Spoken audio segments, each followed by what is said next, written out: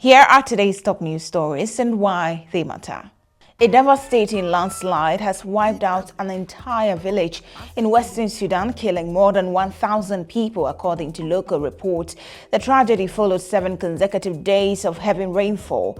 The Sudan Liberation Movement Army, which controls the affected area, stated initial information indicates the death of all village residents, estimated to be more than 1,000 individuals, with only one survivor. The disaster occurred in the Mara Mountains of the Darfur region, a refuge for many displaced by the ongoing civil war between the Sudanese army and the paramilitary Rapid Support Forces (RSF), which began in 2023. Authorities are appealing for international assistance, particularly from the United Nations, to help recover bodies buried under the debris. Officials have described the event as a humanitarian tragedy that goes beyond the borders of the region.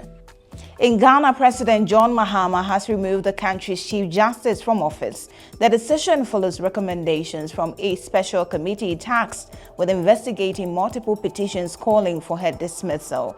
The move, announced on Monday, has sparked mixed reactions among Ghanaians. DW's Simon Ekpa reports. The committee established by President Mahama reviewed extensive evidence and witness testimonies before concluding that Chief Justice Gertrude Tokonu should be removed from office for stated misbehavior, as outlined under Article 1461 of Ghana's Constitution. As a result, she has been dismissed from her role as a Chief Justice and as a Justice of the Supreme Court. So, what led to her removal?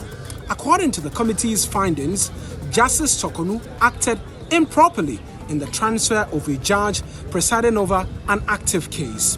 Additionally, she was found to have violated financial regulations by authorizing travel expenses, including per diems, for her husband and daughter on 2 separate occasions. The decision has stirred debate, with public opinion sharply divided. Well, if the president has gone through constitutional process and has seen a removal as the right thing to do, why not? But there should just be transparency for everybody so that she will know the reason why she is being removed. If there is transparency, I think nobody will have an issue with that. Everything has gone through the right channels and the president has the right to do so. I don't see any qualms about it. Every political party comes to power and wants to govern the country with its own people, regardless of the performance of the existing appointees by the previous administration. We want progress in the country, and therefore, if a party comes to power and sees competent people, they should maintain them. It's not helping Ghana progress.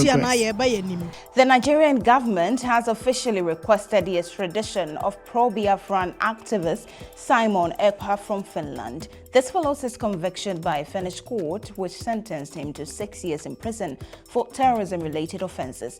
Ekpa was found guilty of attempting to promote the independence of the so-called Biafra region in southeastern Nigeria through illegal means. He was also convicted of aggravated tax fraud, inciting violence via social media, and supplying weapons and explosives to armed groups. Despite the charges, Ekpa denies any wrongdoing. Nigeria's Chief of Defence Staff has indicated that further legal steps will be taken pending his extradition. And finally, in a major shift in immigration policy, the UK government has suspended new applications under the refugee family reunion visa route. Refugees must now apply through the standard family visa process, which requires a minimum joint account of £29,000 per year for their foreign partners to join them in the UK. Home Secretary Yvette Cooper announced the changes, stating that the previous system allowed asylum recipients to bring family members without any financial conditions. The move is part of broader efforts to tighten immigration controls. And that's all we have for you today. Don't forget to leave a comment, share, like, and subscribe to our channel, DW Africa.